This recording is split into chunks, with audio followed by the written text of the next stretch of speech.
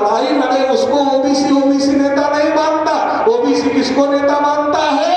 OBC उसको नेता मानता है जिसको आरएसएस बीजेपी के लोग, कांग्रेस के लोग बड़ी बड़ी गाड़ियों से घुमाने का काम करते हैं, मीडिया में प्रचार करवाते हैं। वो कभी ओबीसी के बारे में नहीं बोलता, लेकिन कहते हैं ओबीसी का नेता है। मुझे कई मीडिया वाले पूछ रहे थे कि नरेंद्र मोदी ओबीसी के नेता है। मैंने कहा बहुत लंबा कैरियर है नरेंद्र मोदी का, बहुत दिन तक आरएसएस के प्रचारक रहे, फिर गुजरात के कई साल मुख्यमंत्री रहे, अब प्रधानमंत्री है।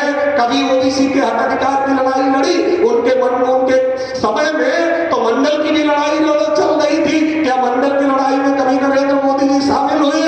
तो कभी नहीं शामिल हुए। तो फिर नरेंद्र मोदी ओबीसी के नेता कैसे हो गए? तो हमें फर्क करना पड़ेगा कि ओबीसी में जो ओबीसी के हक अधिकार की लड़ाई लड़े वही ओबीसी का नेता हो सकता है। वो किसी जाति का हो सकता है, मगर वो ओबीसी का नेता हो सकता है जो ओबीसी के हक अधिकार की लड़ाई लड़े। मेश्राम साहब ओबीसी के हक अधिकार की लड़ाई लड़ रहे हैं, तो हम सारे ओबीसी के लोग मेश्राम साहब को ओबीसी का नेता मानते हैं। लेकिन जो ओबीसी में पैदा हुआ नरेंद्र मोदी है, ओबीसी की लड़ाई नहीं लड़ते हैं, तो हम उनको ओबीसी का नेता कैसे मानेंगे? और अगर ऐसा मानेंगे तो जैसे सत्यानाश हो रहा है आगे भी होता रहेगा।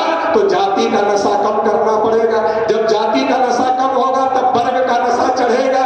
बाबा साहब अम्बेडकर ने जो 6000 से ज्यादा टुकड़े ब्राह्मणों ने बनाए थे हमारे बहुजन समाज के, उसको SC ST OBC minority 4 platform पर लाकर खड़ा कर दिया।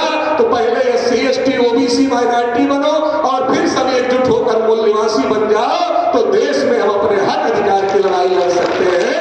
जाति का नशा कम करना होगा, दूसरा धर्म का नशा उतारना होगा। क्योंकि ब्राह्मण हर बार हमको धार्मिक मुद्दे में उलझा देते हैं और हम धार्मिक मुद्दे में उलझकर अपने हक अधिकार का मामला भूल जाते हैं। जैसे अभी मैं कई बार मीडिया में भी पूछ रहा हूं, मंचों से भी पूछ रहा हूं कि नरेंद्र मोदी जी देश के प्रधानमंत्री हैं, 10 काम बता दें जो ओबीसी के लिए किया, 5 काम बता दें जो ओबीसी के लिए किया, चलो 4 काम बता दें जो ओबीसी के लिए किया, चलो 3 काम बता दें जो ओबीसी के लिए किया, चलो 1 काम बता दें जो ओबीसी के लिए किया। तो कोई काम नहीं है ओबीसी के लिए, लेकिन ओबीसी का नेता हो, ओबीसी का प्रधानमंत्री है, ये हल्ला मचाया जा रहा है। काम कुछ किया नहीं, फिर वोट कैसे मिलेगा?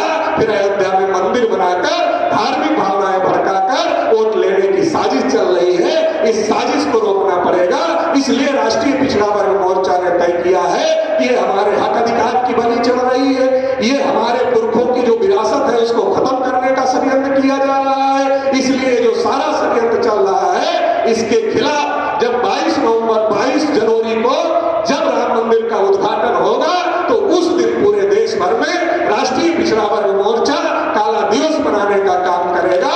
हम लोग 22 जनवरी के दिन को काला दिवस घोषित करेंगे, क्योंकि इस हवन में जो हवन वो कर रहे हैं उसमें हमारे लोगों की बलि चढ़ाने का काम चल रहा है, हमारे हक अधिकारों की बलि चढ़ाने का काम चल रहा है और हमारी गौरवशाली विरासत को भी खत्म करने का काम चल रहा है। इसलिए 22 जनवरी को काला दिवस मनाया जाएगा। माननीय वामन मेश्राम साहब को हम अनुरोध करेंगे कि इस काला